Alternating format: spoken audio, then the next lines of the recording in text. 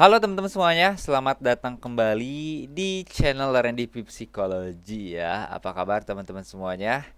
Baik-baik kan? Aman-aman aja kan? Gimana tradingannya? Udah margin call? Haha, jangan sampai ya. Bahaya itu. Oke, kemarin kita sudah belajar 4 chapter ya. Dari chapter 1 sampai chapter 4 nih. Dari mulai dasar-dasarnya ya, liquidity concept, market structureship, ya, bos. Terus juga di chapter keempat kemarin kita belajar PD array matrix ya.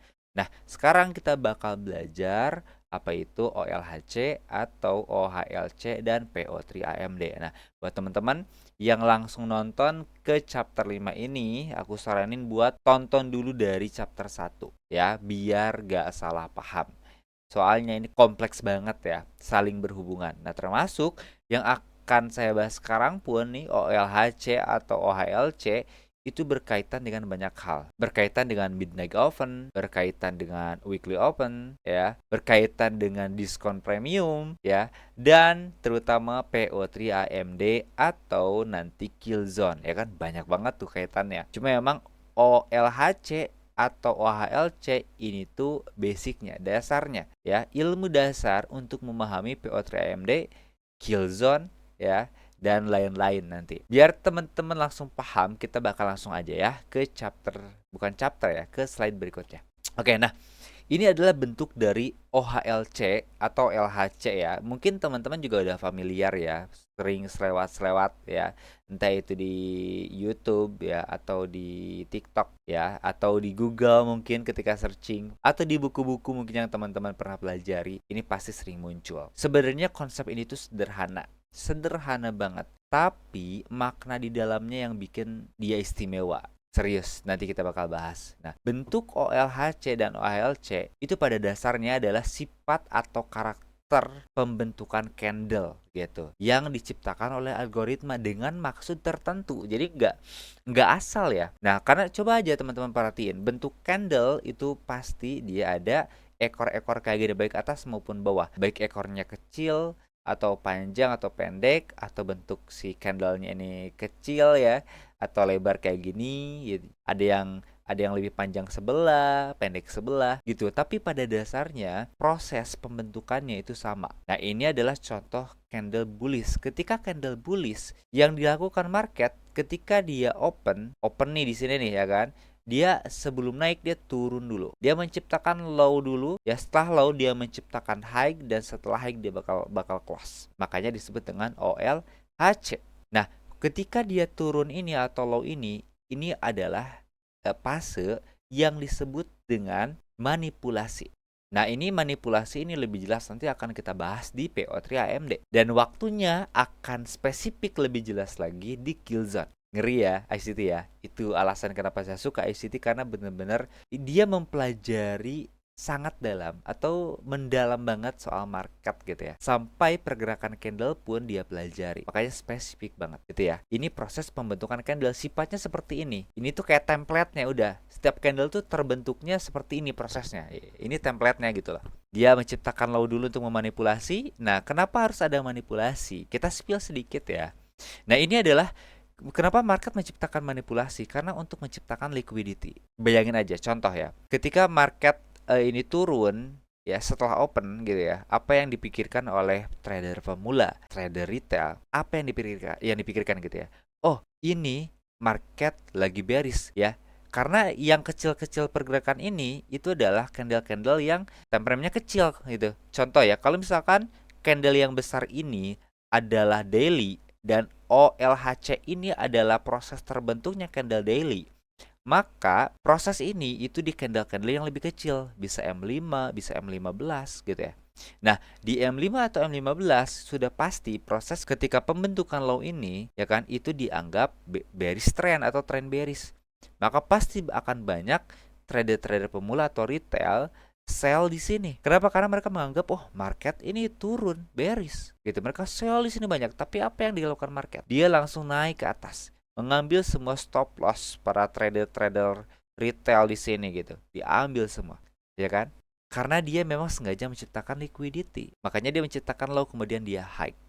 Dan di high di sini juga menciptakan liquidity yang baru lagi. Karena trader-trader pemula dan trader-trader retail itu nganggap, oh ini strong bullish nih, ya kan? Ini strong bullish gitu. Makanya banyak yang oke, buy di sini. Kemudian market ternyata malah turun dan close di sini. Gitu. Itulah liciknya market gitu ya. Mereka sengaja membuat algoritma untuk menciptakan liquidity gitu. Nah, kita sebagai trader ICT harusnya kita merasa senang ya. Karena kita tuh mempelajari sampai sedetail ini pergerakan market. Walaupun nggak 100% akurat ya. Tapi setidaknya ini bisa meminimalisir ya kerugian kita gitu ya. Bisa meningkatkan win rate lah ya gitu. Jadi seperti ini, OLHC atau OHLC itu simple banget, tapi ini berkaitan dengan banyak hal.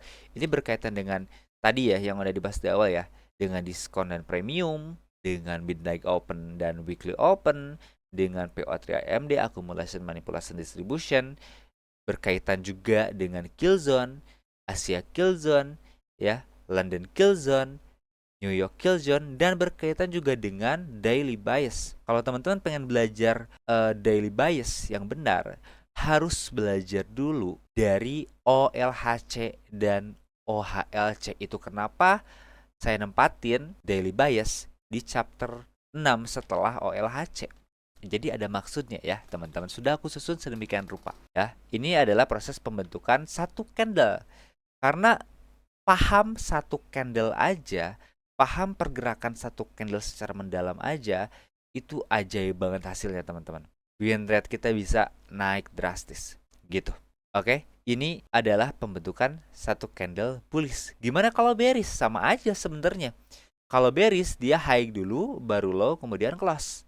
Ya, dia open di sini, high di sini untuk menciptakan manipulasi, kemudian dia low turun ke bawah, ya, dan close di atas sini. Template-nya memang seperti itu. Sifat karakter bebas menyebutnya apa, ya, bebas. Ya, cuma yang pasti proses pembentukan candle itu selalu seperti ini. Dan ini juga yang akan menjadi dasar supaya teman-teman bisa multiple time frame analysis. Karena sebagai pengguna ICT ya, aku saranin ke teman-teman semuanya, jangan analisa menggunakan hanya satu time frame ya. Pastikan lebih dari satu time frame ya. Mau itu 2 gak apa-apa, 3 gak apa-apa ya. Kalau aku sendiri 2 sih, karena kalau 3 menurutku pusing ya, nambah beban lagi tuh gitu. Tapi kalau 2 oke. Ya biasanya aku yang satu candle yang gede ya kayak daily, terus yang candle kecilnya itu untuk melihat strukturnya sama titik-titik liquidity-nya aja sih, area-area liquidity-nya. Biar lebih detail gitu sih. Biasanya aku pakai daily sama H4 karena aku seorang swing trader. Oke, sampai sini paham ya? Apa itu OLHC dan OHLC? Jadi itu adalah template atau sifat atau karakter terbentuknya suatu candle gitu ya, yang diciptakan algoritma. Ya, paham ya? Oke, kita lanjut aja. Nah, di sini kita lihat langsung nih ya, contoh kasus OLHC. Ya, di sini juga ada True Day Open, ada Midnight Open, ada Weekly Open gitu ya. Area diskon dan premium ya, diskon premium gitu. Dan di sini kita bakal fokus dulu ke OLHC-nya. Bagaimana proses ya yang terjadi di real market itu seperti apa. Tidak sempurna, tapi pada dasarnya sifatnya atau proses pembentukan candlenya itu sama aja, OLHC dan OHLC. Nih ya, kita garis biar jelas kelihatannya. Pertama ya, candle hari Senin. Ini kan hari Senin ya, dari hari Senin pembukaan sampai penutupan dan pembukaan di hari Selasa, ya kan? Nah ini berarti adalah pembentukan candle daily gitu. Dan yang kecil-kecil ini adalah candle-candle yang di time frame kecil, entah itu 15 menit atau 30 menit. Nah, proses pembentukan candlenya juga sama. Opennya di sini ya kan, low dulu, kemudian high dan close. Ya, open, low, high, close. Ketika candlenya bullish. Kalau kita pindah time frame, ini di candle daily pasti candlenya berbentuk bullish. Lalu di hari Selasa, candlenya bearish. Nah, pembentukannya adalah open, high, low, close. Begitu prosesnya. Gak sempurna bentuknya, tapi pada dasarnya sifatnya sama. Oke, Rabu juga sama, ya. Dia opennya di sini, ya kan? High, low, close. Sifatnya sama. Kamis juga sama, bisa dilihat. Open, high, low, close. Walaupun Kamis agak acak-acakan ya, tapi pada dasarnya kalau kita lihat di candle daily-nya, bentuknya seperti ini. Berarti nanti bentuk si candlenya, bodinya itu cuma segini nih kalau kita garisin ya. Nih, cuma segini bentuk candlenya. Ini ekor-ekor gitu kalau di daily. Gitu. Jumat juga sama ya, open, low-nya walaupun sedikit tetap ada low-nya, high dan close. Sama, sifatnya sama, pembentukan market tuh gitu-gitu aja. Karena memang itu adalah sebuah algoritma ya untuk memanipulasi dan menciptakan banyak liquidity. Gitu, oke? Itu adalah contoh kasus OLHC yang terjadi di real market. Cek aja sendiri kalau gak percaya. Backtest kalau bisa, biar lebih jelas dan lebih paham. Lanjut ya, kita lanjut ke chapter berikutnya. Bukan chapter ya, slide guys, chapter terus. Nah, kaitannya dengan PO3 AMD itu apa sih? Gitu. Nah, sebelum kita bahas ke sana, kita bakal bahas dulu apa itu PO3 ya. PO3 itu adalah power of 3. Di sini ada accumulation, manipulation, dan distribution. Ini penting kalau teman-teman paham ya. Apa ya? Bukan sifat, disebutnya tuh profil kali ya. Ya sama aja sih ya. Ya bebas sebutnya apa, cuma yang pasti setiap sesi ya, ini kan accumulation, manipulation, distribution itu adalah sifatnya. Nah, kalau jamnya, waktunya itu ada di kill zone.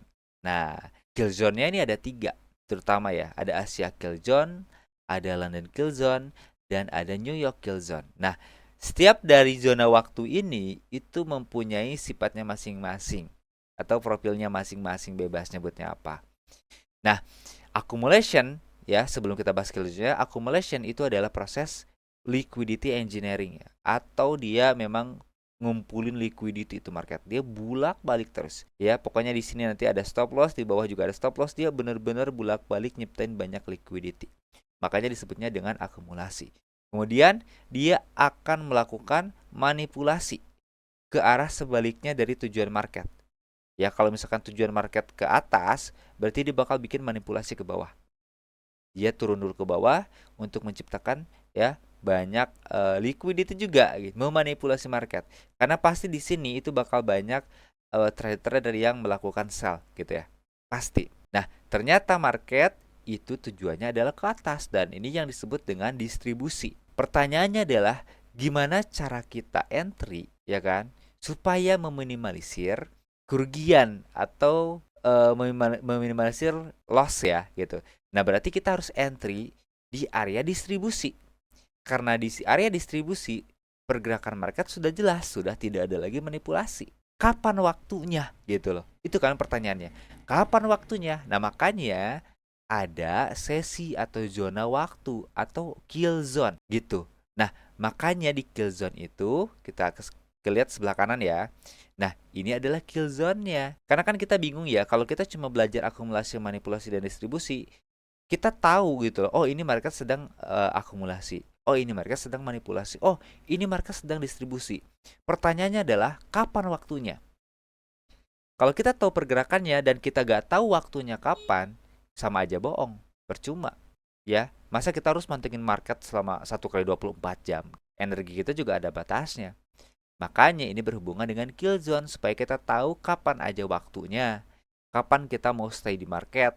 Itu ada kill zone, teman-teman ya. Nah, di kill zone ini lebih spesifik lagi waktunya. Makanya ICT itu time and price. Ya kan? Waktu dulu baru harga. Makanya waktu itu adalah unsur sangat-sangat penting. Ya, unsur yang sangat-sangat penting dalam ICT konsep.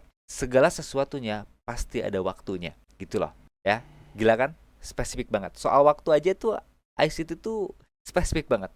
Balik lagi ya, fokus ya.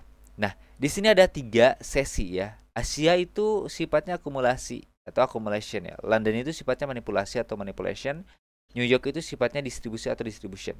Nah, contoh di sesi Asia ya, di Asia kill zone terutama, itu jamnya di jam, kalau jam ini tuh jam New York ya. Jam New York local time. Seperti yang sudah kita pelajari. Dia di jam 8 malam ya sampai jam 12 malam. Kalau di kita itu ini pagi ya, 8 pagi sampai jam 12 siang. Lihat market dia melakukan apa? Bulak-balik. Ini liquidity engineering atau market lagi ngumpulin liquidity. Nah, di area sini ya, saran saya jangan dulu entry. Cukup perhatikan dulu market ya. Perhatikan dulu aja. Jangan dulu entry. Kalau misalkan mau win rate kalian tuh tinggi ya. Kecuali teman-teman yang memang biasa scalpingan gitu ya di time frame yang kecil kayak M5 M1 ya silahkan ya. Kalau memang sudah punya sistemnya ya silahkan gitu. Cuma kalau misalkan teman-teman pemula yang masih pakai ICT, saya tidak menyarankan untuk entry di Asia Kill Zone. Karena ini pergerakannya kecil, sempit, ya bahaya gitu lah. Terus yang kedua ada London Kill Zone. Nah, di sini adalah fase manipulasi market. Lihat, ketika Asia Kill Zone sudah terbentuk, maka setiap sisi dari ujung dan ujung swing high dan swing low dari Asia Kill Zone itu mengandung banyak liquidity yang akan diambil oleh market. Nah, ini market ngambil dulu ke atas ya. Liquidity yang di atas ini Asia Kill Zone ya high-nya itu di break ke atas. Ya. Candle-nya impulsif banget ya, strong candle banget. Nah, ini pasti mengecoh banyak trader retail. Ya, atau trader pemula apalagi gitu ya. Karena melihat candle yang gede ini, yang tinggi ini, yang strong ini. Pasti banyak di antara mereka yang entry apa buy. Oke, ini candlenya ini bener-bener strong banget. Kita buy di sini ya. Oke, mereka buy ya. Apalagi ada FPG di sini mereka buy gitu. Buy banyak, akhirnya menciptakan banyak liquidity lagi. Apa yang dilakukan oleh market?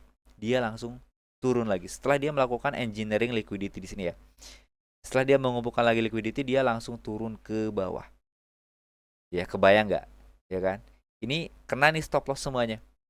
Ya, makanya saya juga tidak menyarankan teman-teman untuk entry di area London Kill Zone, apalagi kalau teman-teman masih pemula. Karena ini area manipulasi, ini bahaya juga. Ya, ini market belum selesai ini. Ini masih tipu-tipu gitu marketnya. Nah, yang saya sarankan teman-teman tuh entry di New York Kill Zone, di area distribusi. Kenapa? Karena arah market sudah jelas.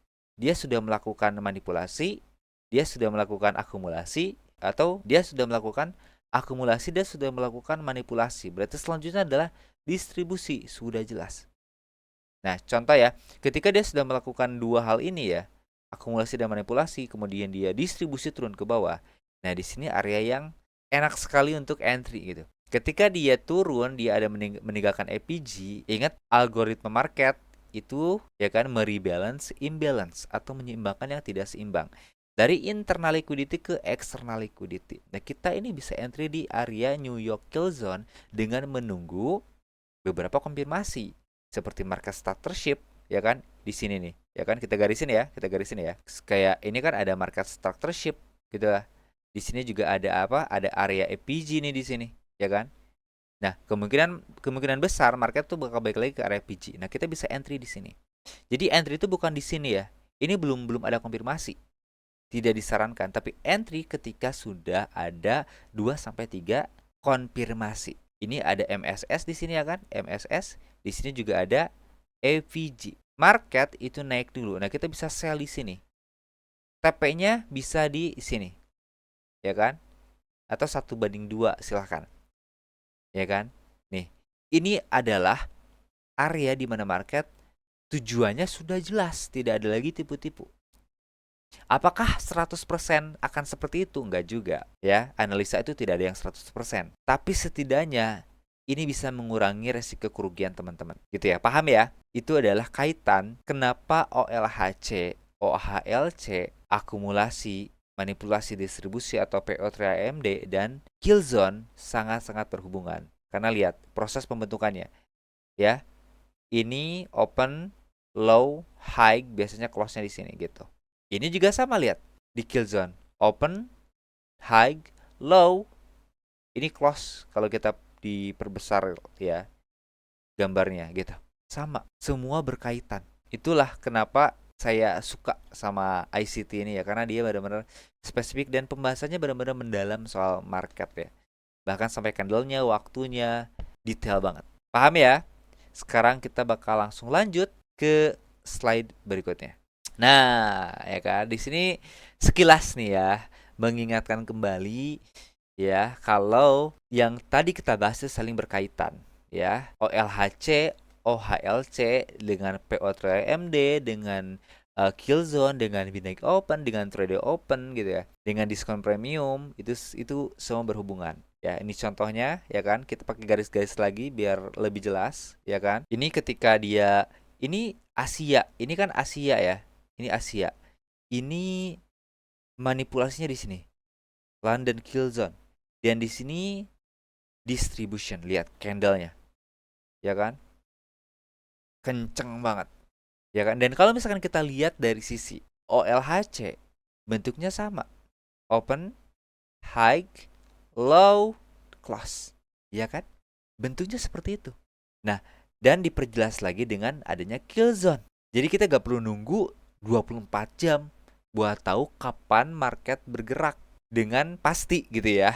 Atau kapan market bergerak tanpa adanya manipulasi lagi gitu. Yaitu kill zone solusinya. Cuma memang kill zone ini untuk entry di time frame kecil ya. Kalau buat aku yang swing trader, aku udah gak pakai kill zone karena percuma di candle H4 dan day one itu gak bisa pakai kill zone. Nah, makanya kill zone ini untuk teman-teman yang pengen entry di time frame kecil gitu. Ini masih bisa untuk scalping atau untuk intraday, ini masih aman. Kill zone bisa dipakai. Lanjut ya. Nah, ini juga sama pembentukannya ya. Nih di hari Selasa dia open dulu ya kan. Low, high, close. Sama, meskipun dia berantakan candlenya gitu, sama pembentukannya. OLHC dasarnya ya. Nih, lihat. Di sini coba kita hilangin dulu garisnya ya. Di sini nih, menarik nih. Di Asia. Nah, di sesi Asia ini ya kan, dia melakukan akumulasi. Lalu kemudian di sesi London ini dia melakukan manipulasi. Ke atas dulu, diambil nih harga Asianya ya kan. Lalu kemudian setelah manipulasi selesai, dia baru distribusi ke bawah. Nah, makanya di area distribusi ini yang aku paling saranin buat teman-teman entry. Karena memang pergerakannya lebih jelas dan minim banget manipulasi. Nih, ada kill zone-nya. Ya, di setiap New York kill zone yang paling aku sarankan untuk teman-teman entry. Alasannya tadi sudah dibahas. Gitu ya. Nah, ini jelas banget kan, sangat-sangat berkaitan. Baik itu ada trade open di sini ya kan, nih trade open kan. Di sini ada premium ya, di sini ada diskon. Semuanya sangat berhubungan karena kita juga disarankan untuk entry di area premium ketika bearish dan entry di area diskon ketika bullish, dan itu berhubungan dengan OLHC agar kita tahu pergerakan market itu di mana, kemana, low-nya di mana gitu, low-nya di mana, high-nya di mana, gitu ya, paham ya? Kenapa saya bilang saling berkaitan? Kalau memang dirasa penjelasan ini kurang cukup, komen aja, nanti aku buatin lagi video khusus yang jauh lebih panjang dan jauh lebih detail. Gitu ya. Oke, sekarang kita bakal lanjut lagi. Nah, ini adalah contoh entry. Ya, tadi kan saya bilang ya, teman-teman kalau misalkan seorang intraday atau scalper sekalipun, itu bisa entry pakai kill zone. Serius, bisa entry pakai kill zone. Waktunya juga lebih spesifik. Gak perlu mantengin chart 24 jam, cukup di New York kill zone aja. Nah, ini kita pakai multiple time frame analysis dengan dua time frame dari H1 dan M15 ya. Sebelum kita nih, kalau teman-teman mau multiple time frame analysis pakai dua time frame atau lebih, pastikan analisa dimulai dari time frame yang gede dulu, baru ke yang kecil, jangan dibalik. Karena POV yang high time frame, yang time frame gede itu lebih enak, lebih kelihatan jelas daripada POV dari M15 gitu. M15 banyak tipuannya. Oke, contoh, lihat. Ini adalah POV dari time frame H1 ya. Lihat candle yang gede ini, ya kan? Ya, ini London kill zone. Bentuk kill zone dalam time frame H1 itu cuma 3 candle ya. Bahkan 3 candle setengah kayak. Sedikit banget ya. Makanya candle ini cocok untuk time frame kecil gitu. Tapi untuk melihat high time frame-nya di H1 masih aman. Gitu. Nah, di H1 bisa kita lihat ya. Market sudah melakukan sweep liquidity. Aku tandain ya dikit ya. Market sudah melakukan sweep liquidity. Lihat, candle ini di sweep ya. Dia mau break tapi gak jadi, bodinya close di atas candle sebelumnya ya kan. Dan ini membentuk sweep. Ini sudah valid sweep gitu ya. Nah, setelah market melakukan sweep, berarti tujuan market kemana? Ke atas dong. tujuannya ke atas, sudah pasti, ya kan? Nih. Nah, sekarang setelah kita tahu market ngapain dan market mau ngapain di H1, kita turun time frame, kita bahas sekarang di M15. Lebih spesifik lagi. Di sini kita sudah lihat ada apa? Asia ya, kill zone atau accumulation sudah terjadi. Lalu kemudian di bawah ini ada London kill zone, bahwa manipulation juga sudah terjadi. Ketika proses manipulation ini ada sweep ya, ada sweep liquidity di H1. Nah, lihat ini menariknya. Kenapa saya bilang teman-teman harus pakai 2 time frame buat analisis, minimal 2 time frame. Karena lihat, kalau teman-teman cuma pakai 1 time frame di M15 aja, lihat. Ini bukan sweep. Ini sudah apa ya? Sudah jelas ini break. Lihat, karena tidak ada ekor di sini, body semua. Ya kan? Harusnya kan orang-orang di sini berarti pada apa? Sell, ya kan? Pada sell di sini. Karena bukan sweep gitu. Dia pasti banyak di sini, pasti banyak orang-orang entry sell. Padahal di H1 candlenya close-nya di sini, lihat. Ya. Ini sweep. Makanya kalau misalkan mau entry, pastikan tunggu candlenya close dulu. Karena body candle itu menceritakan semuanya. Dia jujur, gak akan bohong. Gitu, ya. Nah, apakah kita di sini entry? Karena di sini sudah terjadi MSS nih kan. Sudah terjadi MSS, apakah kita langsung entry di sini? Jangan dulu kalau mau pakai kill zone. Kita tetap prinsipnya hanya entry di New York kill zone dong, ya kan? Nah, makanya kita tunggu dulu sampai terjadi break of structure, ya. Ketika MSS sudah terjadi, di sini ada break of structure atau boss ya, kan sudah terjadi. Nah, berarti ini ada posisi untuk entry. Dia juga ninggalin FPG juga. Kita tarik Fibonacci dari swing low ini ke swing high yang ini, ya kan, ditarik dan muncullah nih, lihat. Muncullah angka-angka sakral. Bukan angka-angka sakral ya. Intinya ya angka-angka Fibonacci gitu. Dari mulai angka 1 ini bebas basic custom ya. Untuk settingan aku sendiri udah aku sharing di chapter sebelumnya. Boleh tonton aja deh. Aku lupa chapter berapa. Ya. Nih, ini dari 1 sampai 0, kemudian ini ada garis untuk equilibriumnya yang memisahkan antara premium dan diskon, kemudian ada OTE juga. Nah, di sini setelah ketemu OTE ini kan udah beberapa konfirmasi ya. Ulang dulu ya, lihat. Udah terjadi sweep liquidity, udah terjadi market startership, bahkan udah terjadi boss, berarti ini udah fix market bakal naik. Gitu. Dan di sini juga kita menemukan area entry yaitu EPG, cukup EPG aja. Gitu. Nah, kita bakal entry di area EPG yang bertepatan dengan OTE di 0,618 atau 61,8. Ya, kita entry di sini. Ya, bisa pakai pending order. SL-nya kita di bawah. Minimal di 1 atau di 1,02 bebas. Nah, untuk TP-nya kita di atas sini, bisa di atas sini, di high sini. Kalau misalkan kurang cukup bisa di nih Asia high. Aku ini di Asia high ya, karena ini juga liquidity yang kuat banget, yang biasanya dikejar market, ya kan? Nah, ini kita dapat di RR kalau gak salah 1/2 ya kan? Konsepnya gini, pakai kill zone, tunggu beberapa konfirmasi, ada area entry di PD array, bebas mau itu EPG, mau itu order block, mau itu breaker block, terserah bebas. Mau digabung sama OTE kayak aku juga boleh. OTE Fibonacci optimal trade entry, bebas. Boleh. Nah, ini adalah contoh ya, contoh entry menggunakan ICT ya dengan kill zone. Simple banget kan, nggak perlu mantengin chart 24 jam pagi sampai pagi lagi gitu ya. Cukup kita buka di New York kill zone aja. Kalau di jam Indonesia berarti sekitar jam 7 atau jam 8 ya. Sampai jam 10 atau jam 11 beres. Simple. Teman-teman kalau misalkan mau niru cara entry ini juga silahkan, boleh bebas ya. Mau di SS, mau diulang-ulang silahkan. Ya, kalau misalkan mau dibawain lagi cara entry pakai kill zone juga boleh. Nanti next video yang berbeda lebih fokus lagi.